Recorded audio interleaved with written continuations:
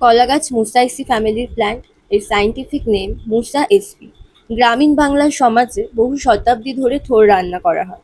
আগে কৃষক পরিবারে কলা গাছের কোনো অংশই ফেলা হতো না, ফলে থোড়, মোচা, কলা পাতা ও কলা সবই খাদ্য হিসেবে দৈনন্দিন জীবনে ব্যবহার করা হতো। থোড় কলা গাছের নরম সিউডোস্টেম অর্থাৎ ছদ্মকাণ্ড, যা কলা গাছ সংগ্রহ করার পর খাবার হিসেবে ব্যবহার করা যেতে পারে। এটা বাঙালি রান্নার একটি ঐতিহ্যবাহী উপাদান হিসেবেও ধরা হয়। বর্তমানে এটি একটি ফাংশনাল ফুড হিসেবে খুবই জনপ্রিয়।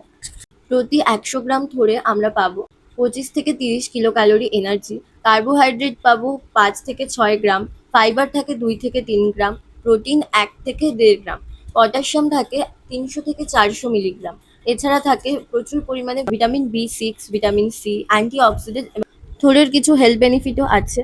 এটা কোষ্ঠকাঠিন্য কমায়, কারণ এতে হাই ফাইবার থাকে। যেহেতু কম ক্যালোরি ও হাই ফাইবার, তাই এটা দীর্ঘক্ষণ পেট ভরা রাখে এবং ওজন নিয়ন্ত্রণে সাহায্য করে। তো এছাড়া এটা হার্ট হেলথকেও ভালো রাখে। এছাড়া শরীরকে হাইড্রেট রাখে।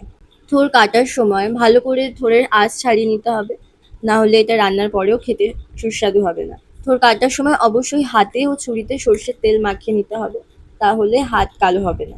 কাটা থোড়ে হলুদ ও লেবুর রস যদি মিশিয়ে রাখা হয়, তাহলে থোড়ের রং কালো হয় না। যদি থোড় রান্নার সময় নারকেল কুড়িয়ে মিশিয়ে দিতে পারেন, তাহলে থোড়ের স্বাদ দ্বিগুণ বেড়ে যাবে। বাঙালি নিরামিষ রান্নায় থোড়ের ঘন্ট, থোড় ভাজা, থোড়ের চচ্চড়ি, থোড়ের ডালনা বিশেষ স্থান জুড়ে রয়েছে। দুর্গাপুজো ও বিভিন্ন পারিবারিক অনুষ্ঠানে থোড় একটি ঐতিহ্যবাহী পদ হিসেবে পরিবেশিত হয়। কলা গাছ আসলে গাছ নয়, এটা বিশ্বের বৃহত্তম ভেষজ উদ্ভিদ। একটা কলা গাছ সাধারণত একবারই ফল দেয়, তবে একে সুপার ফাইবার ফুডও বলা হয়, কারণ কলা গাছের কলাতেও থাকে হাই ফাইবার এবং কলা গাছের থোড়েও থাকে হাই ফাইবার, তাই একে সুপার ফাইবার ফুড বলা হয়। আজকের ভিডিও এই পর্যন্ত। ভিডিওটি ভালো লাগলে লাইক, কমেন্ট এবং সাবস্ক্রাইব করুন।